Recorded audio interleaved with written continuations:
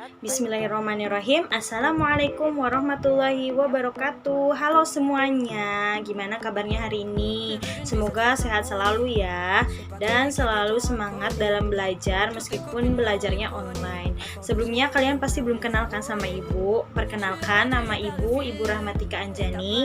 Kalian bisa sebut ibu atau bisa panggil ibu Rahma atau Ibu Tika. Ibu masih menjadi mahasiswa YIN Syekh Nurjati Cirebon, jurusan Tadris Matematika semester 7. Kebetulan Ibu sedang dalam program PLP atau sering dikenal sebagai PPL di SMK Sultan Agung. Untuk yang pertama, kita akan membahas dulu mengenai pengertian bentuk akar. Bentuk akar adalah akar dari bilangan rasional yang hasilnya merupakan bilangan irasional. Ada yang tahu bilangan irasional itu apa? Singkatnya, bilangan irasional itu yaitu suatu bilangan yang memuat banyak angka desimal tak hingga. Contoh dari bentuk akar itu akar 5, akar 7, dan akar 18.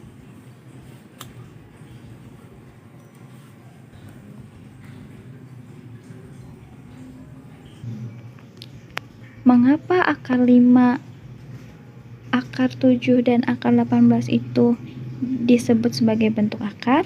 Karena jika kita lihat hasilnya dalam kalkulator, itu merupakan bilangan irasional. Contohnya saja pada akar 5 ini. Hasilnya itu yaitu 2,23606 dan seterusnya. Kemudian untuk yang akar 7, jika kita lihat hasilnya di kalkulator sama dengan 2,64575 titik-titik. Kemudian yang akar 18 ini, jika kita lihat hasilnya di kalkulator sama dengan 4,24264 titik-titik. Nah, jadi akar dari 5, akar dari 7, dan akar dari 18 menghasilkan banyak angka desimal tak hingga. Maka dengan begitu, akar 5, akar 7, dan akar 18 kita sebut sebagai bentuk akar. Karena hasilnya itu memuat banyaknya angka desimal yang tak hingga atau disebut dengan irasional. Nah, tetapi ada kalanya tanda akar belum tentu merupakan bentuk akar. Contohnya seperti ini. 2 pangkat 2 itu berapa? 4 ya. Sehingga akar dari 4 itu 2. Nah, mengapa? Apakah akar 4 itu bentuk akar? Ya, betul. Akar 4 itu bukan bentuk akar. Karena kenapa? Akar 4 itu hasilnya 2. 2 itu hanya memuat 1 desimal kan? Tidak memuat desimal yang tak hingga hasilnya. Jadi, dengan begitu akar 4 itu bukan merupakan bentuk akar karena hasilnya itu pasti, yaitu ada 1, yaitu hasilnya 2. Begitupun untuk akar 81. Nah, di sini 9 pangkat 2 itu hasilnya 81. Sehingga ketika kita mengakarkan angka 81 hasilnya itu 9. Jadi akar 81 itu bukan merupakan bentuk akar karena hasilnya itu hanya memuat satu desimal, yaitu 9 hasilnya. Begitupun dengan 16 ini. Hasilnya, mohon maaf, ini hasilnya 2 ya. Jadi akar 16 itu bukan merupakan bentuk akar. Nah, jadi dapat disimpulkan bahwa akar 4, akar 81, dan akar 16 itu contoh akar yang bukan merupakan bentuk akar karena akar 4, akar 81, dan akar 16 itu memuat satu bilangan desimal.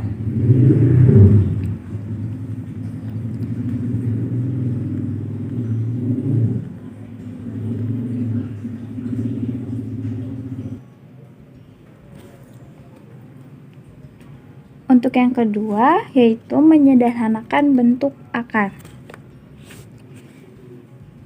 Menyederhanakan bentuk akar menjadi lebih sederhana dapat menggunakan bentuk akar sebagai berikut. Misalkan, akar A dikali dengan akar B akan sama dengan akar dari A kali B. Yang ini ya. Nah, untuk contohnya, sederhanakan bentuk akar berikut. Kita ambil contoh yang 5 akar 32 ya.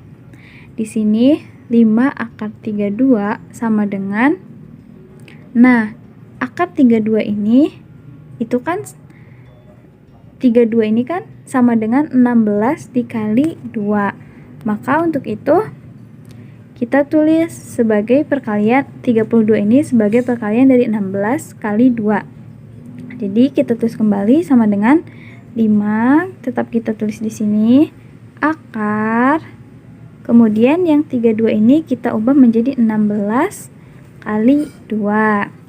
Seperti itu ya. Kemudian kita pisahkan. Seperti bentuk yang ini. Tadinya kan ini menyatu ya, 16 akar 16 kali 2. Kita pisahkan akarnya menjadi seperti ini.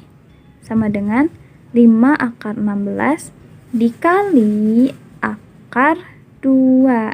Seperti itu.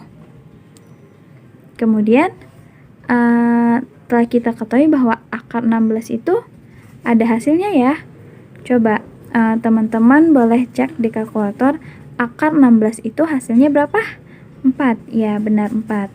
Jadi kita tulis menjadi 5 kali 4 akar 2. Nah, karena akar 2 ini merupakan bentuk akar gitu. Jadi tidak ada hasil desimal. Jadi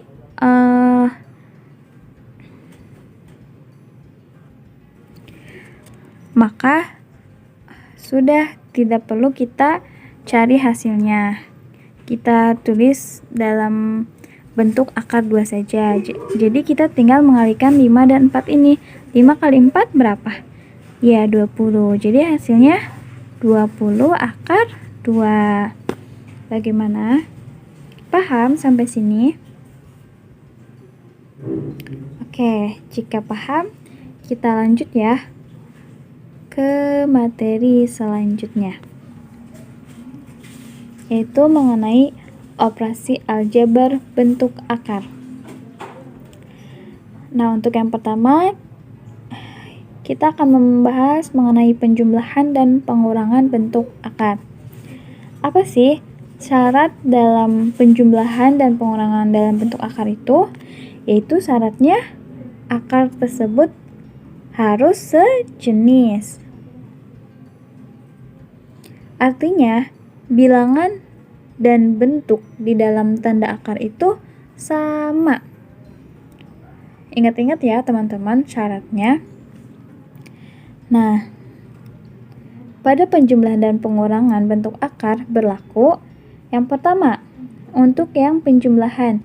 Misalkan A akar C ditambah B akar C. Nah, kita lihat di sini akarnya itu sama kan? Si A memiliki akar C dan si B pun memiliki akar C. Nah, otomatis jika akarnya itu sama, maka si A dan B-nya itu kita bisa jumlahkan langsung. Jadi hasilnya itu sama dengan A plus B akar C. Seperti itu. Nah, begitupun dengan pengurangannya. Misalkan A akar C dikurangi dengan B akar C. Nah, kita lihat di sini akarnya itu sama kan antara A dan B. Si A memiliki akar C dan si B pun memiliki akar C. Jadi akar yang ini tuh sama ya. Otomatis si A dan si B-nya itu bisa kita kurangkan. Jadi hasilnya A min B akar C. Seperti ini. Paham? Oke, agar lebih memahaminya, kita lanjut ke contoh soal saja ya. Contoh soal yang pertama, misalkan kita punya 5 akar 2 ditambah 4 akar 2. Nah, karena di sini memiliki akar yang sama, yaitu akar 2 dan akar 2, otomatis yang 5 dan 4-nya itu bisa kita jumlahkan dengan secara langsung. Jadi sama dengan 5 plus 4 akar 2. 5 plus 4 itu berapa? 9. Ya, pintar. Jadi hasilnya 9 akar 2. Seperti itu. Nah, untuk contoh yang kedua, misalkan kita punya 10 akar 3 dikurangi dengan 2 akar 3. Nah, perhatikan di sini karena akarnya itu sama ya. Di sini akar 3 dan di sini pun akar 3. Maka 10 dan 2 dapat kita kurangkan secara langsung. Jadi hasilnya sama dengan 10 kurangi 2 akar 3. Nah, 10 kurangi 2 itu berapa? Ya, pintar, 8. Jadi hasilnya 8 akar 3. Seperti itu ya. Sudah paham semuanya?